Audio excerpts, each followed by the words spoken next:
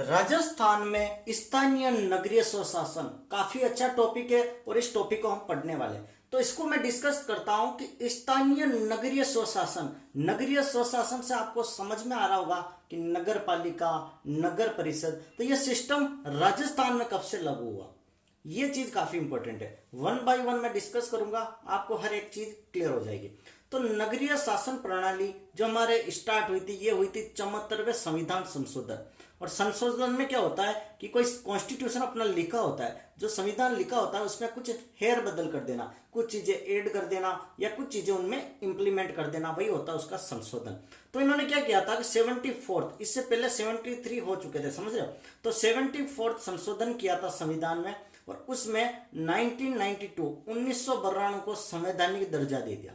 ठीक है, नगरीय शासन प्रणाली को इन्होंने 1992 में संवैधानिक दर्जा दे दिया। संविधान की तरफ से एक वेरीफाई करते हैं कि हाँ भाई नगरीय शासन प्रणाली होगी। क्लियर है। तो देखो, सबसे पहले हमारे हिंदुस्तान में जो नगरीय शासन की स्थापना हुई थी वो हुई थी मद्रास में।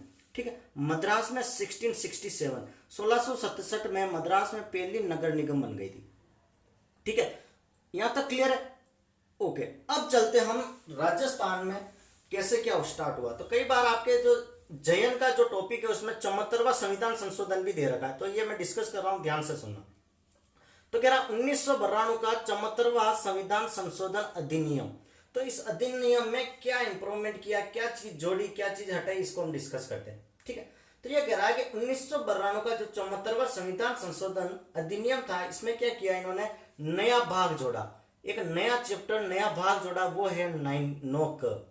ठीक है, जो नया भाग जोड़ा वो भाग है 9 क। ठीक है, और इस भाग को जो जोड़ा, इसको इन्होंने नाम दिया, वो है नगर पालिका। अभी तक नगर पालिका जैसा कुछ था नहीं। जिस दिन ये 9 क ये संविधान में जोड़ा 74वें संविधान संशोधन में, तो एक नाम उजागर हुआ, एक नाम निकल के आया, उसको बोलते हैं नगर पालिका है।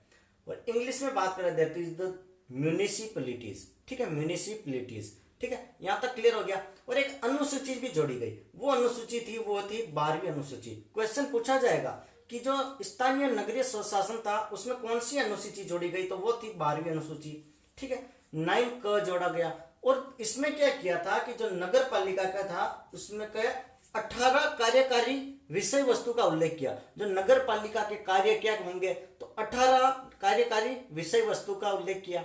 और एक उपबंध भी जोड़ा गया, वो था 243 त से 243 य छ। इस चीज को याद रख लेना, रट लेना, क्योंकि देखो इसको एक्सप्लेन भी करूंगा तो कुछ नहीं, 243 त के बाद य छ, ये याद रख लेना। क्लियर है। ओके, तो अब मैं बात करता हूं कि राजस्थान में पहली नगर पालिका, ये जो सिस्टम है, कब स्टार्ट हुआ। ठीक है, तो इसमें अगर मैं बात करता हूं तो सबसे पहली जो नगर पालिका है राजस्थान में, वो माउंट आबू में स्टार्ट की गई। कब, 1864 और 65 में। ठीक है, लगभग 1864 में राजस्थान की पहली नगर पालिका बनी। इसके बाद 1866 में आती है अजमेर, 1867 में आती है ब्यावर, और जो 4th नंबर पर थी, ये 4 सीरीज तो आप याद रख लेना। ठीक है, जो 4th नंबर पे थी 1868 में, वो आता है जयपुर। ठीक है, तो क्लियर है। फर्स्ट माउंट आबू, फिर अजमेर, फिर ब्यावर, और 4th वन है that is the last one, वो है जयपुर। अब हम बात करेंगे कि नगरीय स्वशासन को कैसे डिवाइड किया, कैसे नगरीय स्वशासन को इन्होंने विभाजित किया। ठीक है, ध्यान से बने रहना, ध्यान से सुनना और नोट्स बनाते रहना। तो 74वां संविधान संशोधन मैंने क्लियर कर दिया। अब बात करते हैं कि राजस्थान में स्थानीय नगरीय स्वशासन की प्रणाली, ये प्रोसेस क्या होगी। तो देखो, हर 5 साल में इलेक्शन होगा। ठीक है, तो जो भी सदस्य बनते, जो भी अध्यक्ष वगैरह बनते हैं, तो वो 5 साल तक रहेगा, फिर से इलेक्शन होगा। ठीक है, निर्वाचन आयोग करवाएगा। और इसमें आरक्षण दिया कि 1/3 सीटें महिलाओं की होगी। ठीक है, फिर 2008 में इनको बढ़ाकर 50% कर दिया। क्लियर है। एक चीज इन्होंने कही थी कि SC ST OBC की जो भी आरक्षित सीटें होगी वो उस हिसाब से होगी। और लॉटरी सिस्टम होगा, लॉटरी निकलेगा, जिसका नाम आएगा उसको सीट मिल जाएगी।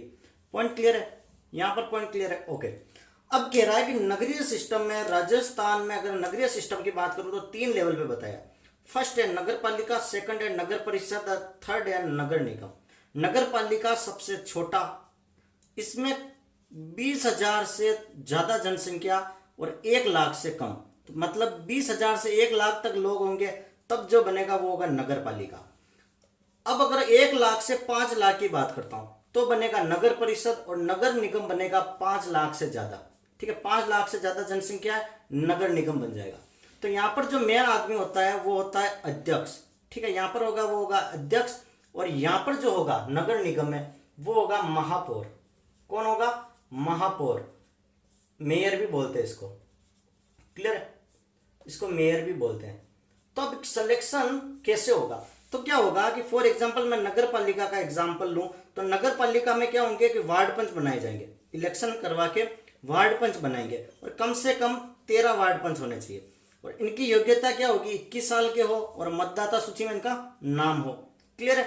अब क्या करेंगे कि इनमें इलेक्शन होगा, वार्ड पंच बन गए, और ये वार्ड पंच अपने ही अंदर से किसी एक अध्यक्ष को चुनेंगे, ठीक है, बहुमत से, ठीक है, बहुमत से एक अध्यक्ष को चुनेंगे, वो इसकी सारी देखरेख करेगा। सेम सिस्टम नगर परिषद में भी होगा, और वही का वही सिस्टम नगर निगम में भी होगा, ठीक है। तो वार्ड पंच अपना सदस्य चुनते हैं, तो यहाँ पर तो दोनों जगह होगा, वो होगा अध्यक्ष, और नगर निगम हायर लेवल पे होगा वो होगा महापौर या मेयर।